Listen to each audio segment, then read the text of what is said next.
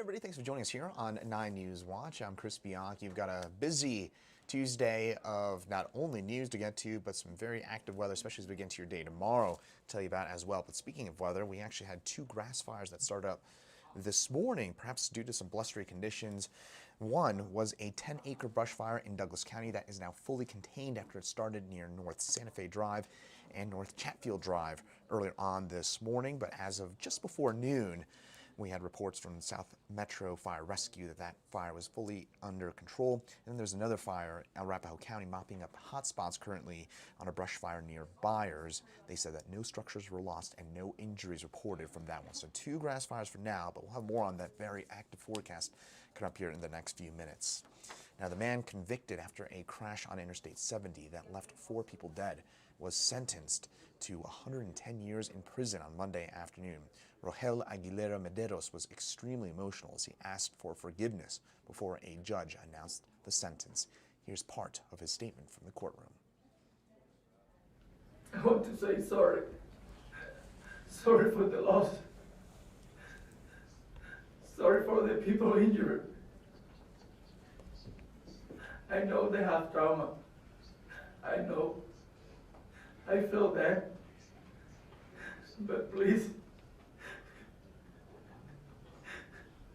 don't be angry with me, please. But just put on my side. I was working for a better future for my family.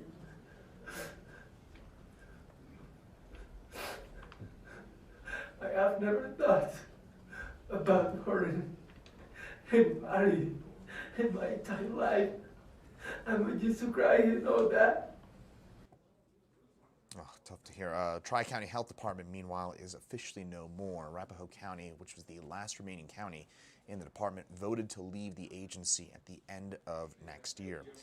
Arapahoe County's vote today follows Douglas and Adams counties already voting to leave TriCounty Health as well.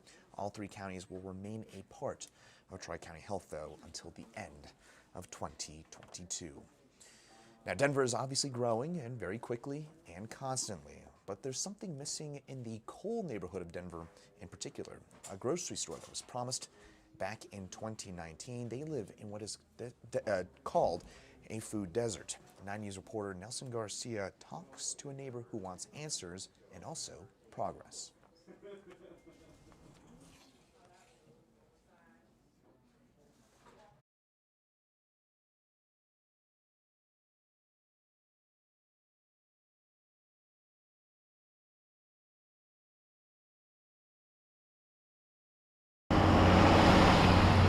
The historic Cole neighborhood may have its charm. Neighbors are really friendly, and it's just a great place to be. But resident Jessie Ryan wants her grocery store. And so when we got news that one was coming in, supposed to be here, back in 2019, we were really excited. In March 2019, the City Council approved plans to turn this lot at the corner of 36th and Downing in Denver into Cole Market, a project listed on the XDO Development website, stating that construction would begin in 2020. You see all of the new, beautiful buildings that are going up. Instead of a grocery, neighbors have a fenced lot, being cited by the city for being overgrown. We see plans coming to fruition of more and more people moving in, more and more apartment buildings being built.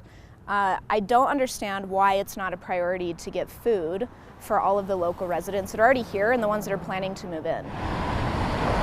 Ryan says she's fortunate she can drive 15 minutes to the nearest grocery store, but she worries about other residents who can't. It's the most important thing. It's what brings families together. It's something that everybody has a right to have access to food, especially in the city of Denver. She says neighbors have been trying to get answers from XDO Development with no success. I think all of us would be very grateful to have some honesty from the people that are developing here. She wants the promise to be kept to end what Ryan calls a food desert. It'll be perfect if we could just get a good grocery store. In Denver, Nelson Garcia, 9 News.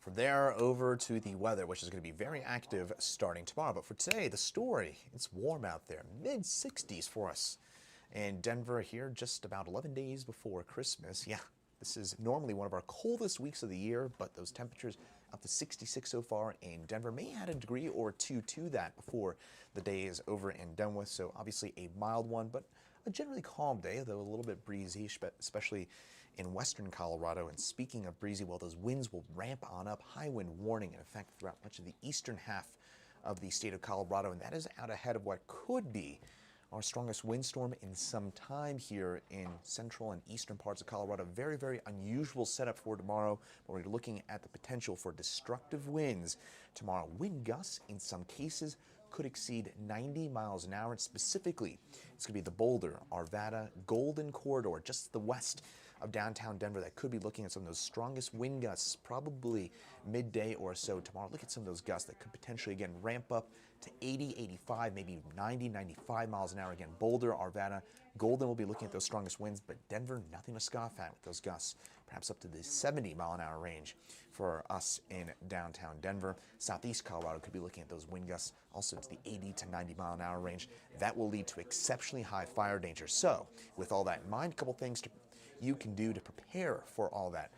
First of all, I know a lot of those inflatable Santas, you love them. You probably took a couple hours to put those up on a Sunday afternoon, and you don't want to bring it down. I'm telling you, bring it down, unless, of course, you want your inflatable Santa to be 50 miles away. Now, also, don't drive a high-profile vehicle. That would be a truck, obviously an SUV, anything big like that. You don't want that to be driving around tomorrow. That could easily be knocked over by wind gusts this strong. And then charge those phones and prepare for potentially widespread power outages. We're talking about, again, the possibility for hurricane-force wind gusts, especially in the west side of the metro area. So charge those phones for your day tomorrow and make sure you have those charged up in case you do lose power. So again, prepare for a strong windstorm for your day tomorrow, and this could be one that we haven't seen in some time. That'll do it for your top headlines here on this Tuesday, December the 14th. I'm Chris Bianchi. Have a great rest of your day, and we'll see you right back here tomorrow.